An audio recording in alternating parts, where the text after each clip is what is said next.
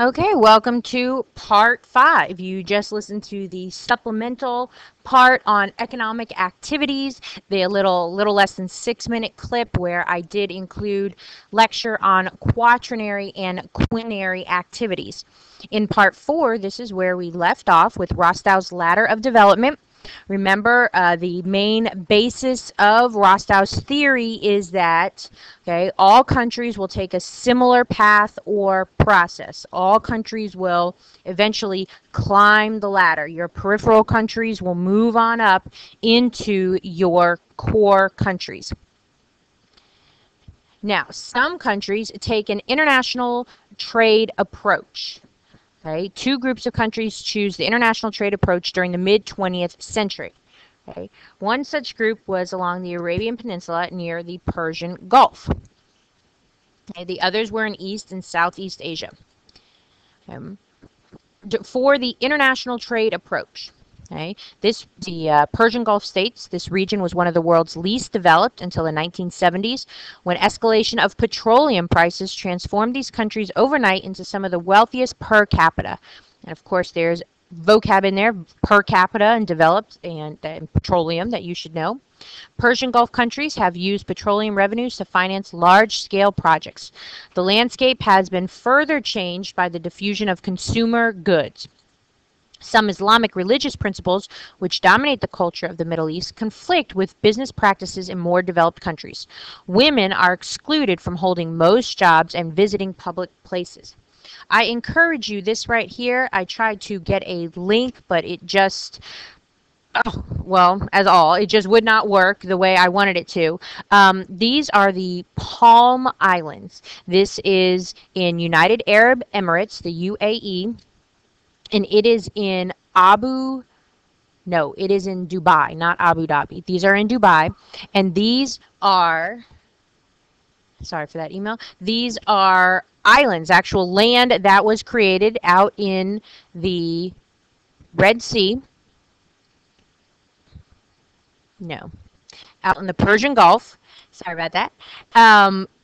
And it was created like a palm tree. There is another Palm Islands. There is also the World Islands, which I encourage you to look up and see the technology and the infrastructure that was created and used in order to create this land out in the middle of the Gulf. Okay, it is very interesting. There's a little commercial. It has the type of houses you can buy on the Palm Islands and the World Islands. It really makes you go, oh, I don't know. I like the water areas and stuff like that, and how you only can go visit your friends by boat and stuff. So it is quite interesting. And again, I do apologize. I kind of wanted you to just be able to click right on this picture and get to that link, but that was not an option. You can just Google World Islands, okay, put it in quotations, and it should take you right to something.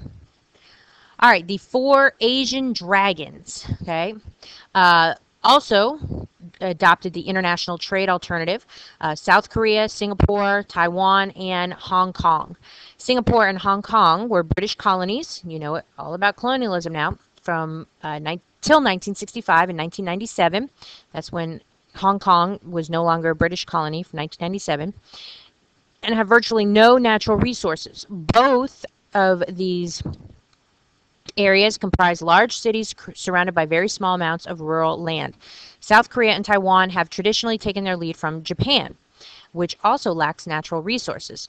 Lacking natural resources, the 4 dragons promoted development by concentrating on producing a handful of manufactured goods. Okay. Now, of course, with everything that, kind of works, there's also problems. Okay, some problems with the international trade alternative. 3 problems: uneven resource distribution, market stagnation, which means market has not grown, it's just kind of stayed steady, and then, of course, the increased dependence on MDCs. People need to buy the stuff you are manufacturing. Okay? If the MDCs are not buying, you're not making the money. Okay? And there's no need to make the product because you're not selling it to make the money, so then your people can be laid off work, and you can just see how it can spiral from there. Okay, there has been some recent triumphs or good coming out of it. Okay, despite problems with the international trade approach, it has been embraced by most countries as the preferred alternative for stimulating development. During the past quarter century, world wealth, as measured by GDP, has doubled, whereas world trade has tripled, the measure of growing importance of the international trade approach. India, for example, dismantled its formidable collection of barriers to international trade during the 1990s. Countries converted from self-sufficiency to international trade during the 1990s for one simple reason: overwhelming evidence that international trade better promoted development. Okay, and well, let me finish reading this. In the case of India, under self-sufficiency between 1960 and 1990, GDP grew by 4% per year, much lower than in Asian countries that had embraced the international trade. After adopting the international trade alternative in the early 1900s, India's GDP grew by 7% per year during the 1990s. Okay, so why this focus on the international trade approach? Just another example of how countries are developing or moving through the ranks of, your LDCs to trying to become your MDCs, okay, trying to promote the development within their country, economic growth, per capita income growth, creating better infrastructure because they now have more money, just all in all trying to make their countries better. Well, if you lack natural resources, you lack something to sell. So what else can you do? Well, the Asian dragons, they decided to make stuff, okay? Get resources from other countries. Tell me what you want to make, we'll make it. And then we'll trade it back out, we'll sell it back out. Okay? That's how they're making money. Okay? As you can see, India, had a bunch of trade barriers, which means it was hard for people to sell stuff inside their country. They relaxed their laws and their rules and their provisions on their trade, and now their GDP has increased. Okay, so the international trade approach is just another way, just another approach, a way that to show you how countries have tried to promote development within their country. You saw travels of a t-shirt. Okay, what is Zambia trying to do? Okay, what are these different countries that you are reading about trying to do to promote development? Okay, to create a better standard of living for its population and for its citizens. All right, moving on to the World Trade Organization, the WTO. It is created to promote the international trade development model. Countries representing 97% of the world trade established the World Trade Organization in 1995. Okay, the WTO works to reduce barriers to international trade in two ways. First, countries negotiate reduction or elimination of international trade restrictions on manufactured goods and restrictions on the international movement of money by banks, corporations, and wealthy individuals. Woo! It makes everybody play nice. That's what it does. I know that really boils it down to a very basic elementary level, but it makes sure people are trading and maybe trying not to take too much of advantage of each other and not cutting themselves off from other trade partners. So this whole idea of globalization and international trade can occur, okay, and it settles disputes and really just, well, tries to make sure everybody plays nice as much as they can. And second, the WTO promotes international trade by enforcing agreements. Okay, I signed this, you signed this, you said that you would sell me so many products, without these taxes or at this particular rate, and it makes sure countries honor their agreements. Okay, now of course there's opponents. Okay, some say that decisions are made behind closed doors that promote the interest of large corporations rather than the poor. Okay, some say that this compromises the power and sovereignty of individual countries because it can order changes in taxes and laws that considered unfair trading practices. Okay, and protesters, as you can see from the pictures, routinely, okay, not sometimes, not every once in a while, routinely gather in the streets outside high-level meetings of the World Trade Organization. Okay, so again, both sides, the good and the bad. You're not going to please everybody. What can you do? and you can form your own opinion on this. Okay, financing development. Okay. Regardless of whether you are trying the self-sufficiency approach or the international trade approach, less developed countries lack the money needed to finance their development. Okay, whether you're trying to self-sufficiency or international trade, usually you lack development, or you lack money, which is why you are less developed in the first place, because you lack the money to develop. Okay, LDCs borrow money to build new infrastructures. Two major lenders are international lending organizations controlled by MDC governments, the World Bank and the IMF, the International Monetary Fund, both mentioned, if you recall, in Travels of a T-shirt. It might be a good idea for you to watch that again. After listening to these notes, just put it on the background, hear, listen to it, help your brothers and sisters with their homework, or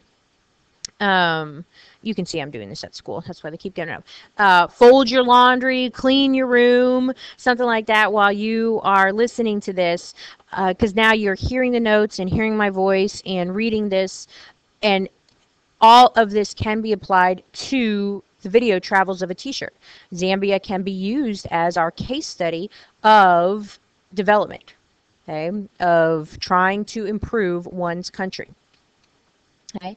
Now, the theory behind borrowing money to build infrastructure is that new or expanded businesses attracted to an area will contribute additional taxes so that the LDC will use those taxes in part to repay the loans and in part improve its citizens' living conditions.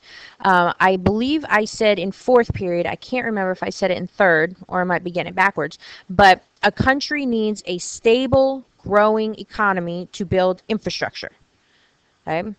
But in order to build a stable, growing economy, you need infrastructure. Okay? You need infrastructure to get a stable economy, and you need a stable economy in order to gain infrastructure. Well, you need both at the same time. They have to concurrently being developed and growing. You can't have one without the other. But how do you do that? Again, as we saw in Zambia, it is very difficult. As you are seeing in this last bullet, it is difficult. Okay? You're borrowing money so you can build up you can, raise your development levels to attract companies. Then they come in and they pay taxes, and then hopefully after you're done paying your debt, you have enough left over to put back into or reinvest into your own country. Woo! Economics. All right, debt as a percent of income.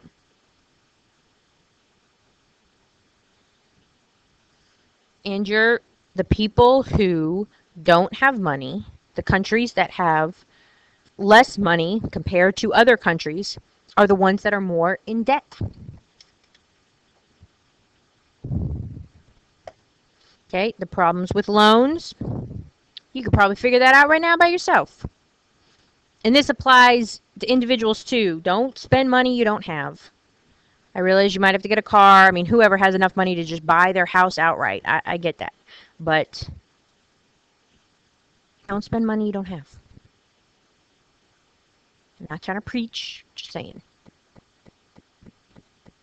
Okay, so go ahead and read that. Okay, I do just want you to read through it. I'm going to take a break from speaking real quick.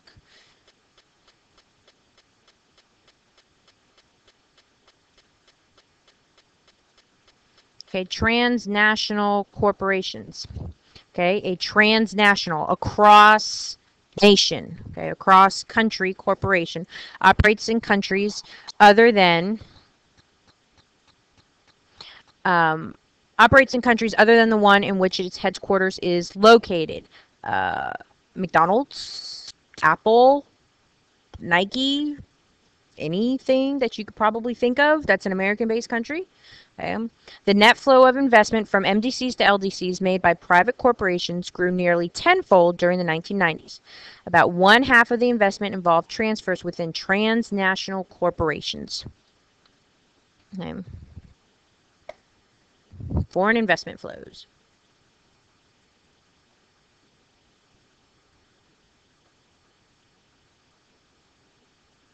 Ooh, who's coming to us? Oh, look at that little green arrow from Japan coming to us.